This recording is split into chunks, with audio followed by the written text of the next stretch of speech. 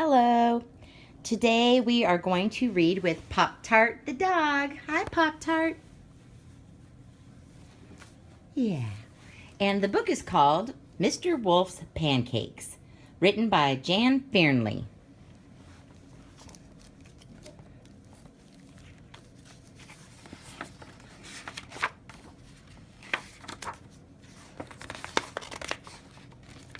One day, Mr. Wolf was feeling hungry. He decided to make some pancakes. Yum, yum, he said, licking his lips at the thought of a big pile of fresh, delicious pancakes. Mr. Wolf had never made pancakes before, so he took down his big recipe book off the shelf and looked inside. But wolves can't read very well, and Mr. Wolf had trouble understanding it. So he went to get some help from his neighbors. He called on Chicken Little, who lived next door. "Can you please help me read this?" he asked. "No," said Chicken Little, slamming the door in Mr. Wolf's face. Bang! "Oh dear," sighed Mr. Wolf. He sat down, slowly read the book, and worked out what he needed, all by himself.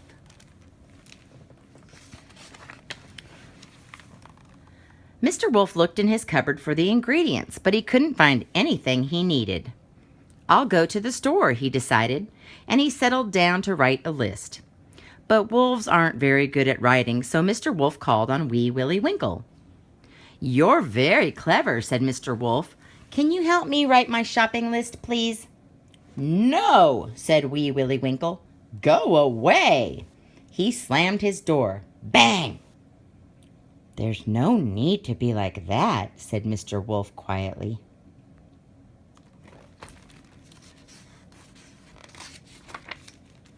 Mr. Wolf sat down and worked very hard at his writing until he had made his shopping list, all by himself. Now he needed to count his money to make sure he had enough, but wolves aren't very good at counting, so he went to the gingerbread man for some help. "Can you help me count my money, please?" he asked politely. "No, I'm too busy to bother with you," said the gingerbread man, slamming the door. Bang!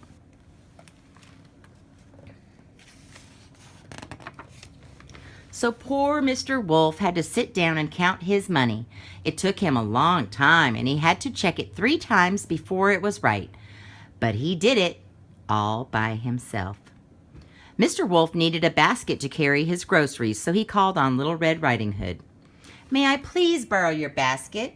he asked very nicely. "I'm not lending my basket to you," said Little Red Riding Hood. "Get out of here." So Mr. Wolf set off to the store without a basket. "I'll manage," he said. Pop-Tart. Hey, girl. Here you go, girl. Mr. Wolf went to the store.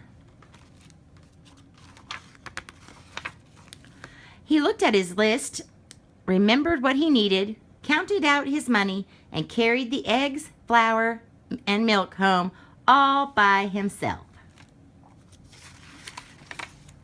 Now it was time to make the pancakes, but wolves aren't very good at cooking, so Mr. Wolf called on the 3 little pigs. "Can you please help me cook my pancakes? I'll share them with you," he said kindly. "Forget about it," chorused the pigs, slamming their doors. Bang, bang, bang! Mr. Wolf felt sad because nobody wanted to help him. Mr. Wolf went home and started to make the pancakes, all by himself. Soon there was a huge pile of delicious pancakes on the table, all ready for eating.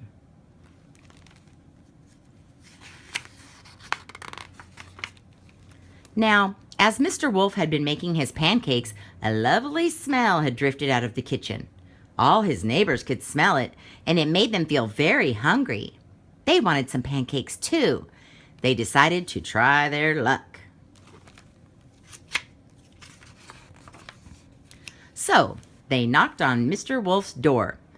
"Give us some of your pancakes," said the rude bunch. "Why should I give any to you?" said Mr. Wolf. "Not one of you would help me." "We'll help you eat them," replied Mr. Wolf's neighbors nastily. Anyway, we're not going away until you give us some. Mr. Wolf thought very hard for a moment. There was only one decent thing to do. Oh, very well then, he sighed. You had better come in. Mr. Wolf opened the door wide and whoosh! His greedy neighbors rudely pushed him aside and dashed down the hall. Mr. Wolf shook his head, shrugged his shoulders, followed them into the kitchen, and when they were all in,